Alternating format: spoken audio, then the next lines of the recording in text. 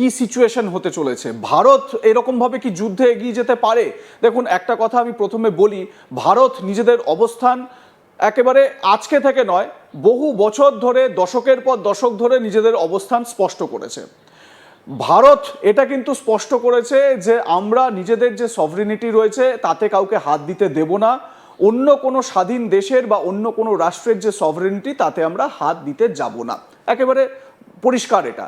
কিন্তু আমরা কেন এই কথাটা বলছি, তার কারণ হচ্ছে যে ডোনাল্ড ট্রাম্প তিনি একের পর এক এমন মন্তব্য, আলটপকা মন্তব্য করে বসেন বা এমন কিছু এই ধরনের বক্তব্য বলেন যেগুলো মানে তার সঙ্গে যেই দেশগুলোর মিত্রতা রয়েছে বা আমেরিকার সঙ্গে যে দেশগুলোর মিত্রতা রয়েছে সেই দেশগুলোও কিন্তু এগুলোকে ভালো চোখে দেখে না। এই যেমন সম্প্রতি ডোনাল্ড ট্রাম্প একটি পডকাস্টে যান এবং সেই পডকাস্টে গিয়ে ভারতকে নরককুণ্ড বলেছেন। কিভাবে তিনি নরককুণ্ড বলেছেন? তিনি বলছেন যে ভারত থেকে, চীন থেকে ল্যাপটপ হাতে গুন্ডারা চলে আসে। এবার ল্যাপটপ হাতে বলছেন কাদের? এই যারা টেকি, আমাদের ইন্ডিয়ান টেকি যারা স্টুডেন্টরা রয়েছে, যারা সেখানে পড়াশোনা করতে যায়, সেখানে ভালো ভালো বড় বড় কোম্পানিতে, মাইক্রোসফটের মতো, এক্স হ্যান্ডেলের মতো এই সমস্ত কোম্পানিগুলোতে যারা কাজ করে, দক্ষতার সঙ্গে কাজ করে, যারা নিজেদেরকে সেখানে প্রমাণিত করেছে, তাদেরকে বলছেন ল্যাপটপ হাতে গুন্ডারা চলে আসে। এবং এখানে সন্তান জন্মানো হলো বা সন্তান জন্ম দিল, তারপর বাই বার্থ যে সিটিজেনশিপ আমেরিকায় প্রচলিত ছিল, তার কারণ আমি যদি খুব ভুল না করি, ডোনাল্ড ট্রাম্প নিজে ক্ষমতায় আসার পর এই সেকেন্ড টার্মে এই বাই বার্থ সিটিজেনশিপ রাইটটা সেটা সম্ভবত তিনি তুলে দিয়েছিলেন। আমি এই বিষয়গুলো নিয়ে আরও বিস্তারিত আলোচনা করার জন্য আমার সঙ্গে অনলাইনে যোগ করতে পেরেছি বিশিষ্ট আন্তর্জাতিক সম্পর্ক বিশেষজ্ঞ শুভাশিস ব্যানার্জিকে। শুভাশিসবাবু, আপনাকে স্বাগত আজ তাক বাংলায়। শুভাশিসবাবু, এই যে এই কথাগুলো, মানে আমার দুটো কন্ট্রাস্ট জিনিস ডোনাল্ড ট্রাম্পের যে বক্তব্য, তার যে বিহেভিয়ারিয়াল যে অ্যাটিটিউড, তার মধ্যে আমি দেখতে পাচ্ছি। এক হচ্ছে গিয়ে এই ইরান যুদ্ধ, এই পরিস্থিতিতে পাকিস্তানকে অতিরিক্ত একটা মানে গ্রহণযোগ্যতা করে দেওয়ার চেষ্টা, বিশ্বের নজরে মধ্যস্থতাকারী হিসেবে পাকিস্তানকে তুলে ধরা, পাকিস্তানের প্রতি একটা প্রীতি। অন্য আর একটা হচ্ছে গিয়ে ভারতের বিরুদ্ধে মতামত জানানো, ভারতকে কোনো রকমভাবে ছোট করতে হবে, ভারতকে ডিমিন করতে হবে, এই রকম একটা বিষয় ডোনাল্ড ট্রাম্প বারবার কিন্তু করে চলেছেন। আপনি পুরো বিষয়টা, আপনার প্রাথমিক রিয়াকশন আমি জানতে চাইবো। এই যে ভারতকে যে নরককুণ্ড বলে ফেললেন ডোনাল্ড ট্রাম্প হঠাৎ করে, কি বলবেন আপনি? আমার ভীষণ ইন্টারেস্ট উনার হোয়াইট হাউসের ডকুমেন্ট দেখাচ্ছে, উনার ক্লিনিক্যাল রিপোর্ট দেখা। কারণ আমার কোথাও গিয়ে মনে হয় উনার মানসিক ভারসাম্য ঠিকঠাক জায়গায় নেই।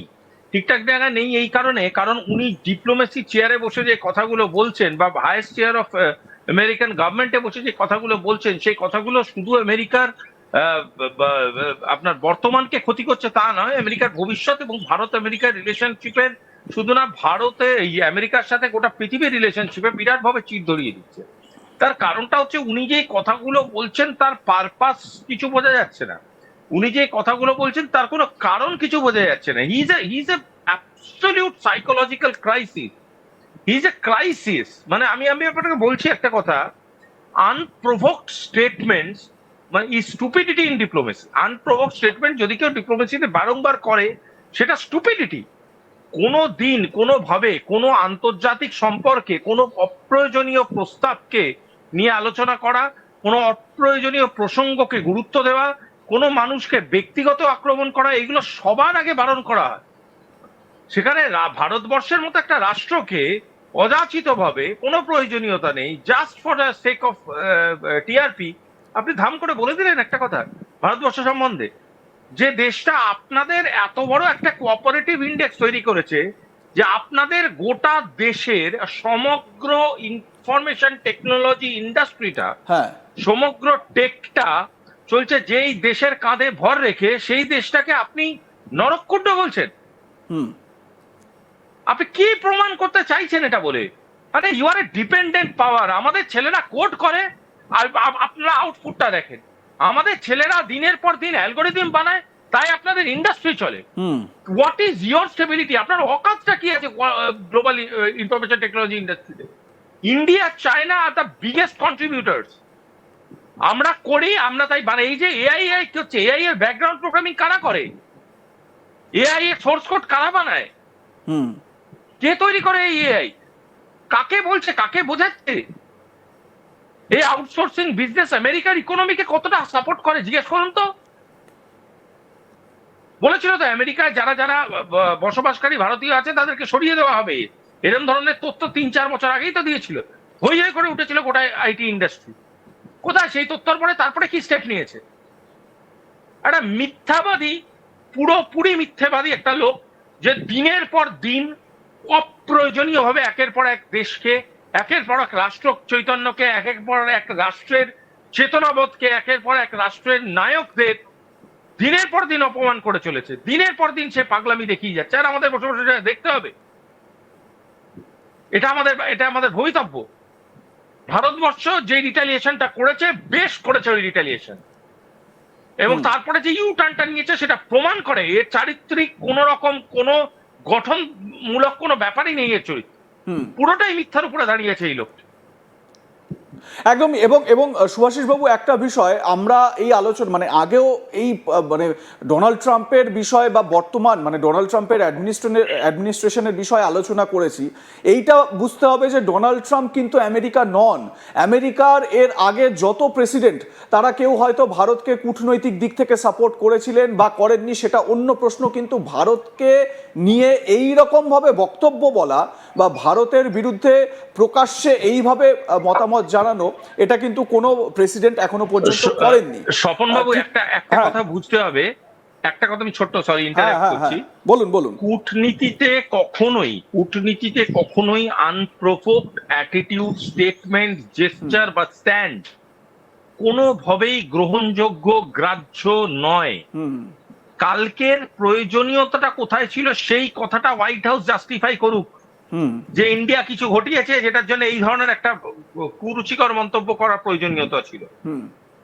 কালকের আগে পর্যন্ত ভারতের দূতাবাস থেকে, ভারতের বিদেশ মন্ত্রক থেকে, ভারতের কোন মন্ত্রীর থেকে কোন রকম কোন স্টেটমেন্ট কি ডোনাল্ড ট্রাম্পের এগেনস্টে গিয়েছিল? কেউ কি বলেছিল আনপ্রোভোকড, আনঅ্যাপ্রোপ্রিয়েট এইসব কথা বলেছিল? বলেনি তো। কালকে বললো, কেন বললো? কারণটা হচ্ছে রিটালিয়েশন। উইদাউট রিটালিয়েশন যেটা করলো আজকে ডোনাল্ড ট্রাম্প, সেটা কিন্তু আমেরিকার সাথে ভারতের সম্পর্ককে সাংঘাতিক রকম একদমই। এবং এই রিটালিয়েশনটাও আপনাদের দেখাবো। এবং হোয়াইট হাউসের তরফ থেকে যে বিবৃতি, মানে কতটা কুরুচিকর বিবৃতি হতে পারে, একটা সরকারি ভবন থেকে এই বিবৃতি আসছে, এর থেকে লজ্জার বোধহয় আর কিছু হতে পারে না। আমি একটু ওই হোয়াইট হাউসের যে বিবৃতিটা একটু দেখাই আমাদের দর্শকদের। আমরা এআই দিয়ে বাংলায় ট্রান্সলেট করেছি, ভুল ভ্রান্তি থাকতে পারে। দেখুন, যেই জায়গাটা সব থেকে উল্লেখযোগ্য আমরা হাইলাইট করেছি, ওখানে কি বলা হচ্ছে, এখানে একটি শিশু সঙ্গে সঙ্গেই নাগরিক হয়ে যায়, মানে জন্মানোর সঙ্গে সঙ্গেই সে নাগরিক হয়ে গেল। আর তারপর তারা চীন বা ভারত বা পৃথিবীর অন্য কোনো নরকতুল্য জায়গা থেকে বা নরককুণ্ড থেকে পুরো পরিবারকে নিয়ে আসে। হেল হোল ইংলিশে এটা লিখেছেন হোয়াইট হাউসের যারা ওখানে বসে বসে লিখছিলেন, এবং ডোনাল্ড ট্রাম্পের বক্তব্যগুলো তারা সেখানে রাইট ডাউন করছিলেন। তারা বলছে যে পরিবারকে নিয়ে আসে, এটা দেখার জন্য খুব বেশি দূরে যেতে হয় না। এখানে এখন আর ইংরেজি বলা হয় না। বর্তমানে যে অভিবাসী শ্রেণী আসছে তাদের মধ্যে এই দেশের প্রতি আনুগত্য প্রায় নেই বললেই চলে, যা সবসময় এমন ছিল না।